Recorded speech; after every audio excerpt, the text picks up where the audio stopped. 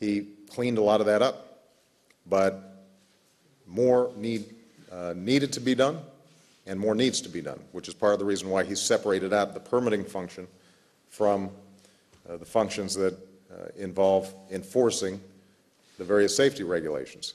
But I think on a whole bunch of fronts, you had a complacency when it came to what happens in the worst-case scenario. I'll give you another example, because this is something that some of you have written about. The question of how is it that oil companies kept on getting environmental waivers in getting their permits approved. Well, it turns out that the way the process works, first of all, there is a thorough environmental review as to whether a certain portion of the Gulf should be leased or not. That's a thoroughgoing environmental evaluation. Then the overall lease is broken up into segments for individual leases, and again, there's an environmental review that's done. But when it comes to a specific company with its exploration plan in that one particular area, you know, they're going to drill right here in this spot. Congress mandated that only 30 days could be allocated before a yes or no answer was given. That was by law. So MMS's hands were tied. And as a consequence, what became the habit, predating my administration, was you just automatically gave the environmental waiver because you couldn't complete an environmental study in 30 days. So what you've got is a whole bunch of aspects to how oversight was exercised in deep water drilling that were very problematic. And that's why it's so important that this commission moves forward and examines from soup to nuts, why did this happen? How should this proceed in a safe, effective manner? What's required when it comes to worst-case scenarios to prevent something like this from happening? I continue to believe that oil production is important, domestic oil production is important, but I also believe we can't do this stuff if we don't have confidence that we can prevent crises from, like this from happening again. It's going to take some time for the experts to make those determinations, and as I said, in the meantime, I think it's appropriate that we keep in place the moratorium that I've already issued. Okay. Chip Reed. Thank you, Mr. President. First of all, Elizabeth Birnbaum resigned today. Did she resign? Was she fired? Was she forced out? And if so, why? And should other heads roll as we go on here? Secondly, with regard to the Minerals Management Service, Secretary Salazar yesterday basically blamed the Bush administration for the cozy relationship there, and you seemed to suggest that when you spoke in the Rose Garden a few weeks ago, when you said for too long, a decade or more, most of those years, of course, the Bush administration, there's been a cozy relationship between the oil companies and the federal agency that permits them to drill. But you knew, as soon as you came in, and Secretary Salazar did, about this cozy relationship, but you continued to give permits, some of them under questionable circumstances. Is it fair to blame the Bush administration? Don't you deserve some of that? Well, let me just make the point that I made earlier, which is Salazar came in and started cleaning house, but the culture had not fully changed in MMS, and I take responsibility for that. There wasn't sufficient urgency in terms of the pace of how those changes needed to take place. There's no evidence that some of the corrupt practices that had taken place earlier took place under the current administration's watch. But a culture in which oil companies were able to get what they wanted without sufficient oversight and regulation, that was a real problem. Some of it was constraints of the law, as I just mentioned, but we should have busted through those constraints. Now, with respect to Ms. Birnbaum, I found out about her resignation today. Ken Salazar has been in testimony throughout the day, so I don't know the circumstances in which this occurred. I can tell you what I've said to Ken Salazar, which is that we have to make sure, if we are going forward with domestic oil production, that the federal agency charged with overseeing its safety and security is operating at the highest level.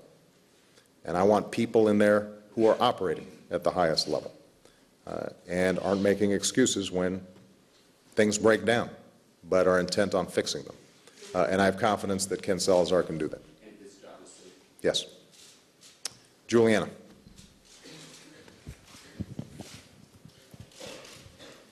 Thank you, Mr. President. We're learning today that the oil has been gushing as much as 5 times the initial estimates. What does that tell you and the American people about the extent to which BP can be trusted on any of the information that it's providing, whether the events leading up to the spill, any of their information? Right. Well, BP's interests are aligned with the public interest to the extent that they want to get this well capped. It's bad for their business. It's bad for their bottom line. They're going to be paying a lot of damages, and we'll be staying on them about that. So I think it's fair to say that they want this thing capped as badly as anybody does. And they want to minimize the damage as much as they can. I think it is a legitimate concern to question whether BP's interests in being fully forthcoming about the extent of the damage is aligned with the public interest. Right? I mean, their interest may be to minimize the damage, and to the extent that they have better information than anybody else, to not be fully forthcoming. So my attitude is we have to verify whatever it is they say about the damage. This is an area, by the way, where I do think our efforts fell short. And I'm not contradicting my prior point that people were working as hard as they could and doing the best that they could on this front. But I do believe that when the initial estimates came of that it was 5,000 barrels spilling into the ocean per day. That was based on satellite imagery and satellite data that would give a rough calculation. At that point, BP already had a camera down there, but wasn't fully forthcoming in terms of what did those pictures look like, and when you set it up in time-lapse photography, experts could then make a more accurate determination. The administration pushed them to release it, but they should have pushed them sooner. I mean, I think that it took too long for us to stand up our flow tracking group that has now made these more accurate ranges of calculation. Now, keep in mind that that didn't change what our response was. As I said from the start, we understood that this could be really bad. We were hoping for the best, but preparing for the worst. And so there aren't steps that we would have taken in terms of trying to cap the well or skimming the surface or the in situ burns or preparing to make sure when this stuff hit shore that we could minimize the damage. All those steps would have been the same even if we had information that this flow was coming out faster. And eventually, we would have gotten better information because by law, the federal government, if it's going to be charging BP for the damage that it causes, is going to have to do the best possible assessment. But there was a lag of several weeks that I think shouldn't have happened. Okay. Helen Thomas. Mr. President, when are you going to get out of Afghanistan? Why are you continuing to kill and die there? What is the real excuse? And don't give us this Bushism, if we don't go there, they'll all come here. Well, Helen, the reason we originally went to Afghanistan was because that was the base from which attacks were launched that killed 3,000 people. And I'm going to get to your question, I promise. But I just want to remind people, we went there because the Taliban was harboring al-Qaeda, which had launched an attack that killed 3,000 Americans. Al-Qaeda escaped capture, and they set up in the border regions between Pakistan and Afghanistan. Al-Qaeda has affiliates that not only provide them safe harbor, but increasingly are willing to conduct their own terrorist operations, initially in Afghanistan and in Pakistan, but increasingly directed against Western targets and targets of our allies as well.